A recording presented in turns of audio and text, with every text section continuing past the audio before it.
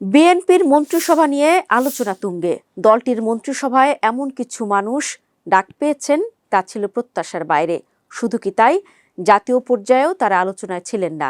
তারাই আলোকবর্তিত হয়ে নতুন সরকারের অংশ হয়েছেন। ত্রয়োদশ জাতীয় সংসদ নির্বাচনের সংখ্যাগরিষ্ঠতা নিয়ে সরকার গঠন করেছে বিএনপি। এবারে নির্বাচনে 209টি আসনে জিতেছে দলটি, আর বাকি 3টি আসনে জয় পেয়েছে শরিক দলের নেতারা। সব মিলে 212টি আসনে তারা প্রতিনিধিত্ব করবে। এত দূর সবারই জানা, কিন্তু আলোচনাটা হচ্ছে বিএনপির এবারের মন্ত্রিসভা নিয়ে। নির্বাচনের অনেক আগে থেকে বিএনপির পক্ষ থেকে বলা হচ্ছিল, সরকার গঠন করলে প্রবীণ ও নবীনদের সমন্বয়ে মন্ত্রিসভা সাজাবে বিএনপি। কথা অনুযায়ী তো তাই করলো।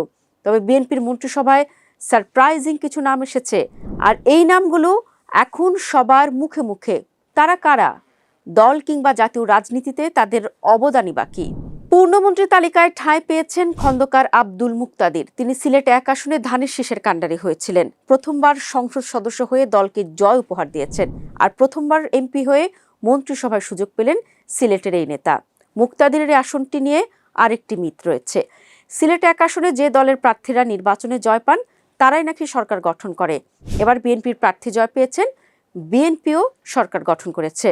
গণমাধ্যমের খবর বলছে, বাণিজ্য মন্ত্রণালয়, শিল্প মন্ত্রণালয়, বস্ত্র পাট মন্ত্রণালয়ের মতো গুরুত্বপূর্ণ 3টি মন্ত্রণালয় সামলাবেন খন্দকার আব্দুল মুক্তাদির। প্রথমবার মন্ত্রী হয়ে বাজিমাত করলেন তিনি। শুরু থেকে খবর পাওয়া যাচ্ছিল, বিএনপি সরকার গঠন করলেই মন্ত্রিসভায় দায়িত্ব পাবেন নুরুল হক নূর। পটুয়াখালী 3 গলাচিপা 10 মিন আসন থেকে নির্বাচিত এই এমপি শ্রম কল্যাণ ও প্রবাস মন্ত্রণালয়ের দায়িত্ব পেতে যাচ্ছেন। 2008 সালের কোটা আন্দোলন থেকে শুরু করে ভারতীয় আধিপত্য, বৈষম্য বিরোধী আন্দোলন ও সবশেষ 24-এর গণঅভ্যুত্থানে সামনের সারি থেকে নেতৃত্ব দেন নূর। গণ অধিকার পরিষদে নেতৃত্ব দেওয়া অবস্থাতেই যুগপৎ শরিক হিসেবে বিএনপির সঙ্গে ছিলেন। তারই পুরস্কার হিসেবে এমপি হয়েই মন্ত্রী হলেন। নতুন মন্ত্রিসভার সদস্য তালিকায় স্থান পেয়েছেন কুমিল্লা দক্ষিণ জেলা বিএনপির নেতা জাকারিয়া তাহের সুমন। ত্রয়োদশ নির্বাচনে তিনি কুমিল্লা 8 আসন থেকে বিজয়ী হয়েছেন। প্রথমবার সংসদ সদস্য হয়ে সরকারে জায়গা পেলেন তৃণমূলের এই নেতা। গণমাধ্যমের তথ্য বলছে, গৃহায়ন ও গণপূর্ত মন্ত্রণালয়ের দায়িত্ব পাচ্ছেন তিনি। মন্ত্রী তালিকায় ঠাঁই পেয়েছেন ইউনূস সরকারের সাবেক জাতীয় নিরাপত্তা উপদেষ্টা খলিলুর রহমান। তিনি অংশ নেননি কোনো নির্বাচনে, তবু তিনি বিএনপির মন্ত্রিসভায় ডাক পেয়েছেন। এমন খবরে অনেকে আশ্চর্য হয়েছেন। টেকনোক্র্যাট কোটায় তিনি পররাষ্ট্রমন্ত্রী হয়েছেন। ধারণা করা হচ্ছে, বিদেশ কূটনীতিকে মাথায় রেখে তাকে এই পদে বসানো হয়েছে। তারেক রহমানের মন্ত্রিসভায় স্থান পেয়েছেন সিলেট 4 আসনের এমপি আরিফুল হক চৌধুরী। শুরুতে তিনি দলের মনোনয়ন বঞ্চিত হয়েছিলেন, পরে তাকে মূল্যায়ন করে দল, তাতেই বাজিমাত করেন তিনি। প্রথমবার সাংসদ হয়েই সরকারের অংশ হলেন সিলেট সিটি কর্পোরেশনের সাবেক মেয়র আরিফুল হক চৌধুরী। শ্রম ও কর্মসংস্থান মন্ত্রণালয়, প্রবাসী কল্যাণ ও বৈদেশিক কর্মসংস্থান মন্ত্রণালয় সামলাবেন। নানা ঘাত প্রতিঘাত সহ্য করে পুরস্কৃত হয়েছেন তৃণমূলের নেতা মীর শাহে আলম। তিনি বগুড়া 2 আসন থেকে জয়ী হয়েছেন। বিএনপির ঘাঁটি থেকে প্রথমবার সংসদ সদস্য হয়ে মন্ত্রিসভায় ডাক পেয়েছেন তৃণমূলের এই নেতা। মীর শাহে আলম বগুড়া জেলা বিএনপির সহসভাপতি এবং শিবগঞ্জ জেলা বিএনপির সভাপতি। সব বাধা পেরিয়ে নির্বাচিত হয়ে তিনি স্থানীয় সরকার ও পল্লী উন্নয়ন দফতর সামলাবেন।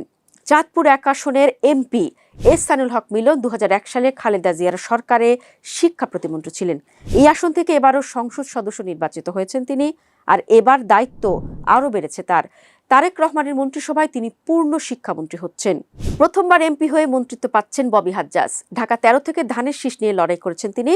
দলকে জয় উপহার দিয়ে শিক্ষা প্রতিমন্ত্রী এবং প্রাথমিক ও গণশিক্ষা মন্ত্রণালয়ের দায়িত্ব পাচ্ছেন। 2014 সালে জাতীয় পার্টির রাজনীতিতে নাম লেখান ববি হাজ্জাজ।